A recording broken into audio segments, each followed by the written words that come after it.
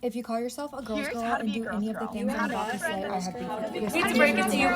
You think that was bad? You should hear the voices in my head. that was a lot funnier in my head. Okay. So what exactly is a girl's girl? At its raw form, a girl's girl is a girl who supports other women, champions her fellow ladies, supports those with the libido. The girl's girl will embrace their fellow woman with a sense of solidarity. Kumbaya! The girl's girl is a feminist. She never gets jealous. It's the Greta Gerwigification of the Bechdel test. Which, in theory, sounds awesome, right? Like, women should support women. Girls should support girls. But like anything good in this world, it has to go to really quick. The term girl's girl became really popularized in 2023. That was the year of Barbie, pink feminism. We were fed the terms girl math, girl dinner, girl sex. Literally, girl sex was invented in 2023. Lesbians had never existed before 2023. Queer history is lying to you. I'm just kidding. But very quickly, the term girl's girl became another label to yet again pit women against each other. It became a term to help women police each other based on how we interact with each other. Because women are not allowed to exist outside of the parameters that we in society set for each other. Yay, patriarchy, yay. Because you can't just be a girl, right? You have to be a girl's girl, a clean girl, a downtown girl, a rat girl, a messy girl, and God forbid you're the pick me girl. These are all terms that we've heard and now have grown to hate. There are so many different girl labels. God forbid we exist, right? But thank God for BuzzFeed, because if you're ever having some sort of crisis, there's a quiz for it. On August 9th, 2023, a community contributor, Olivia Gallagher, oh my god, I'm watching Shameless right now. You think she just cracked like Frank? Olivia posted a quiz, and this quiz is titled, "Tell me a little bit about yourself and I'll match you with your girl archetype," because we can't all be that girl. First, pick an outfit. Okay, we got business casual, millennial casual, hoodie casual. All these are ugly. Have we ever thought about that? Ugly outfits? Okay, if I had to pick one of these outfits, it certainly can't be the skinny jeans. Was this quiz made in 2016 or 2023? We're gonna go with the one with the print. She seems a little funky. I kind of like it. Pick a bath and a scent. Oh, okay. Cinnamon, spice, vanilla, strawberry cheesecake as a bath scent is disgusting. Champagne toast. Cactus blossom, warm vanilla sugar, mahogany coconut. Oh, Japanese cherry blossom. We'll do champagne toast. I'm filming this in the new year. Who are you in the friend group? The daydreamer, the loud, messy one, the fashionable weird one, the mom one, the cheeky wild one. Cheeky, is she British? Cheeky, mate. Oh wait, is Cheeky? No, Cheeky's certainly British. That's not Australian. I don't know, whatever.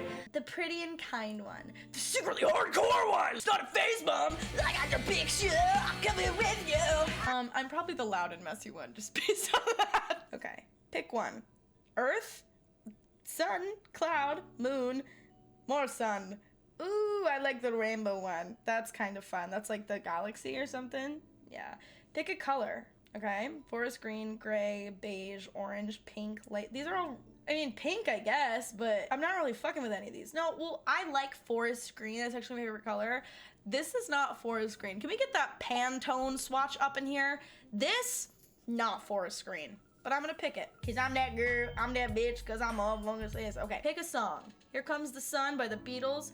Super Bass by Nicki Minaj. Girl, don't even get me started on Super Bass. First of all, why is Nicki Minaj hanging out with Erica Kirk? Don't get me started. That was the biggest devastation of 2025. Well, maybe not the biggest, but it was a top 5 moment for me. We have amazing role models like the assassin J.D. Vance, our vice president. And when I say that, trust me, there's nothing new under the sun that I have not heard, so you're fine. I learned all of the lyrics to Super Bass when I was about 11 years old because everybody said that I couldn't and that I was like too young to understand Super Bass. This was my like softball team. I played with older girls.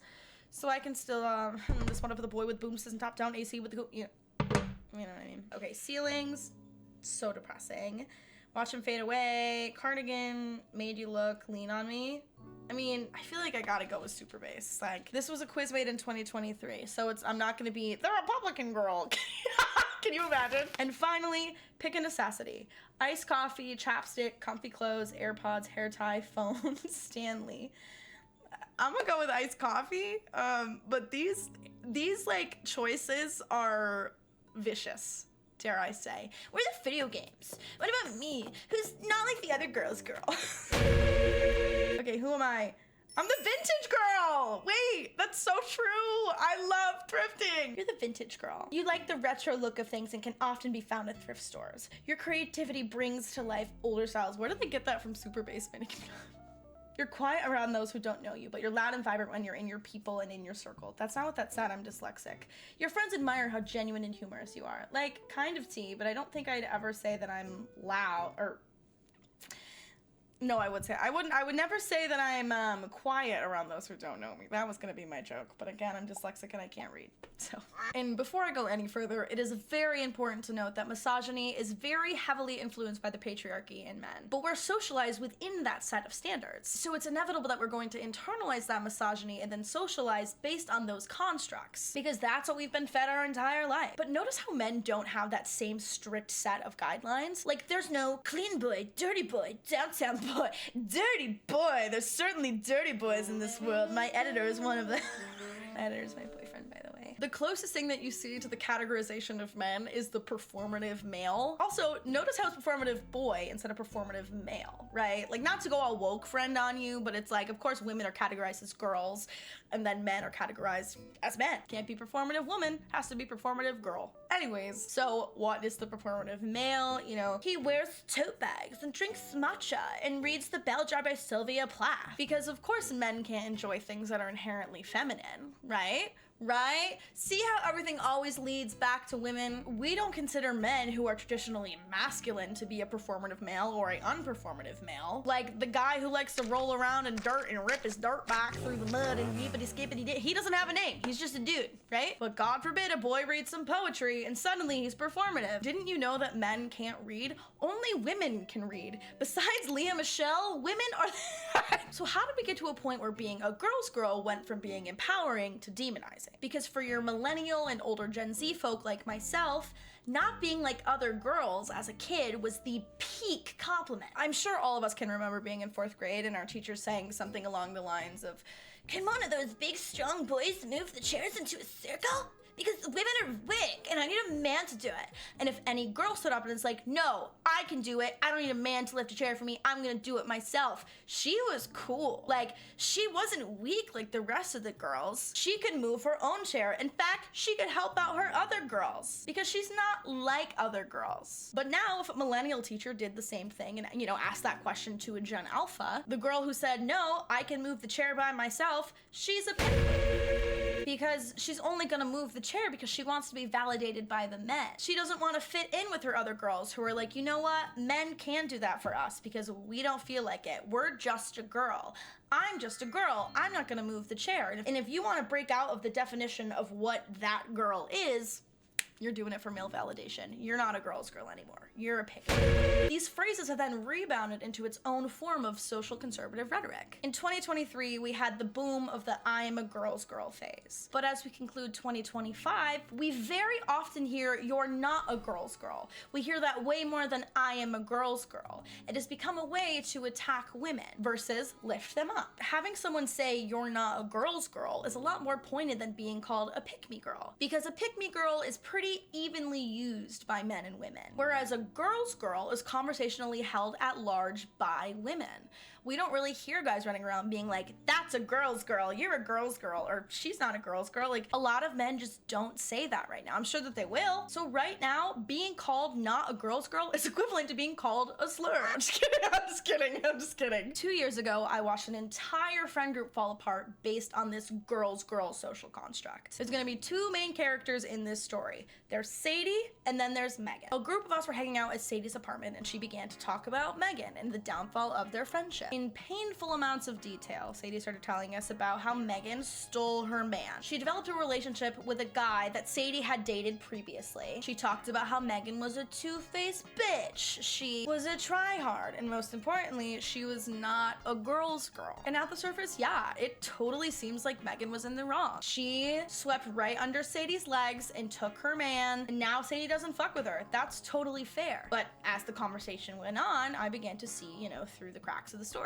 It turns out that Sadie and this guy didn't even really date. Megan had asked Sadie for permission before going through with it, and Sadie was totally fine with it. She's like, yeah, girl, go for that guy. But as Megan continued to see this guy, she noticed Sadie pushing away a little bit and tried to have conversations with Sadie. Hey girl, what's going on? Hey, I noticed the vibes are off. Can we talk about it? But Megan had already decided, because she broke this girl's girl code, that it was too far gone. She doesn't want someone toxic like that in her life anymore. She only wants to be surrounded by women who lift her up versus women that bring her down. Which in theory, yes, you want to surround yourself with people who lift you up. And nobody seems to question those things that came out about the story.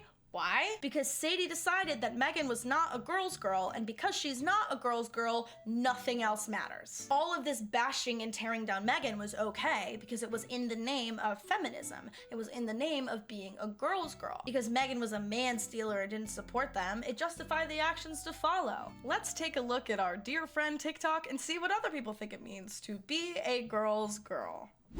Funny how being a girl's girl stops the second a girl is conservative, pro-life, and pro-Jesus.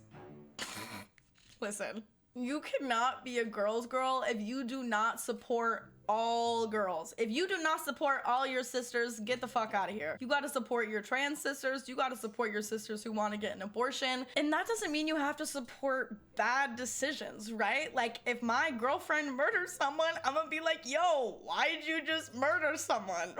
unless that man sucks. I'm just kidding. Like, a true girl's girl or a feminist is gonna support your choice whether or not they like it. I have some friends who do shit and I'm like, you know what? I don't like what you're doing, but that doesn't mean I think that you're anti-woman. I just don't agree with your choice. To me, obviously, I am so pro-choice that it hurts. I came out of the womb being like, women deserve equal pay! But some people have a lot of religious trauma, or they just have a lot of religious rhetoric going around their heads and they just can't understand the concept of an abortion. And if that's you, and just because you don't like the idea of having an abortion, then don't have an abortion. But don't get mad at your sister for getting one because it's gonna save her life, or because she can't afford to raise the baby. There's so many reasons why motherhood is not for everybody. Okay, I don't understand girls who aren't girls. And by girls, I mean the following. I will never unfollow you on Instagram, even if we spent 45 seconds bonding over lip gloss in the bathroom of a bar and never speak again. If you This Justin, if you unfollow a woman, you are not a girl's girl. If you unfollow someone you will probably never see again and do not remember, you are not a girl's girl. Your timeline, your daily scroll, that's for people that, like, you want to see their content and you want to see what they're up to.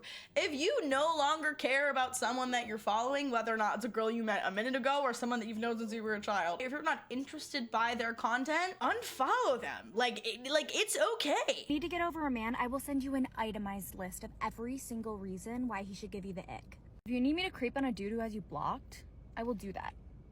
No questions asked.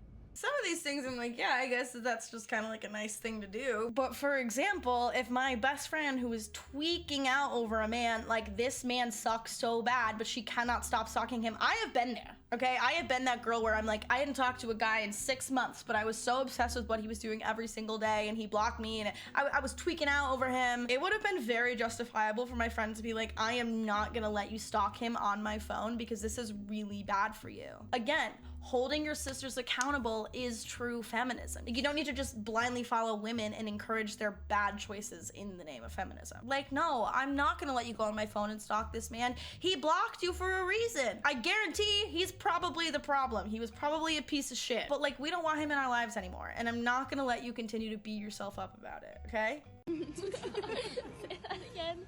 I'm doing this for the wives. Why? Because I keep getting stared at and glared at. Baby, that isn't...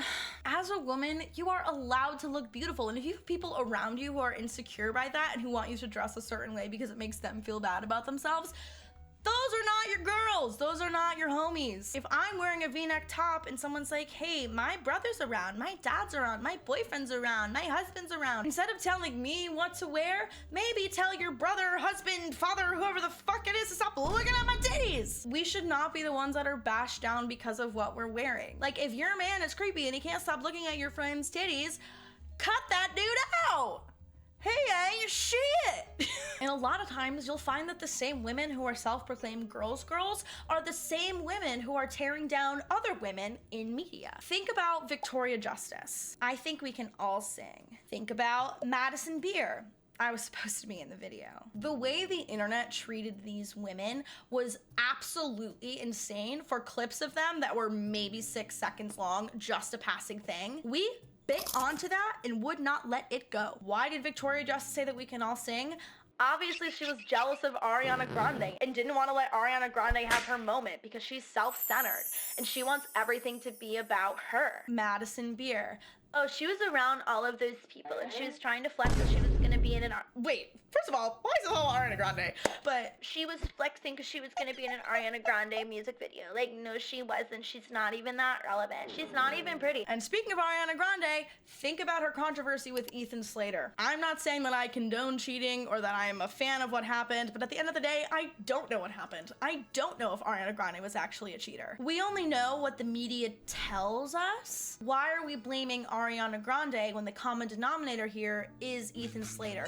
If Ethan Slater really did leave his wife and his newborn child to be with Ariana Grande, that is not Ariana Grande's fault. That is Ethan Slater's fault. And when people were tearing Ari down, it became more than, oh, she's a homewrecker, she's a whore. It became so much more than that. Oh, she's not even that pretty. She this, she that. Because we're girls, and you're not. We support women, and you don't. So now we can say whatever the fuck we want to say about you. Just because someone disagrees with me, or I don't really like someone, or I don't get along with someone, I don't fuck with their vibe, I'm not a girl hater. I just think your vibe sucks. And that's okay. There is so many, oh my God, you want me to whip out the fucking list of people that dislike me? Jesus Christ. Not all of them are women haters. Some of them certainly do hate other women and hate to see a girl boss succeed. But like, guys, that can't be our blanket statement for everything. You know what I'm saying? Anyways, that's episode 1 of Your Woke Friend talking about feminism. Just kidding. If you made it all the way through, thank you so much for listening. Feel free to subscribe. If you don't subscribe, you're not a girl's girl. If you don't subscribe, you fucking hate women. If you don't subscribe, you want me to fail. You want me to jump off of a bridge and die. You want me to eat peanut butter, go into anaphylactic shock, look around for my EpiPen, not be able to find one, and die! Just kidding, I'm not even allergic to peanut butter. I don't really know where that came from. Feminine rage! All my other social medias are tagged below. Molly Russo everywhere. I also make music, Obsessed by Molly Russo. That's about a woman. That's about a woman who did me so dirty. It's called Obsessed by Molly Russo. Stream it. You can critique other women. You're allowed to have bad experiences with women. Like, it's okay. Love thy sister. If you get anything from this video, I want it to be love thy sister. Smack ovaries with your homie. Start sister. I'm just kidding. Anyways, thank you guys so much, and I will see you for the next video.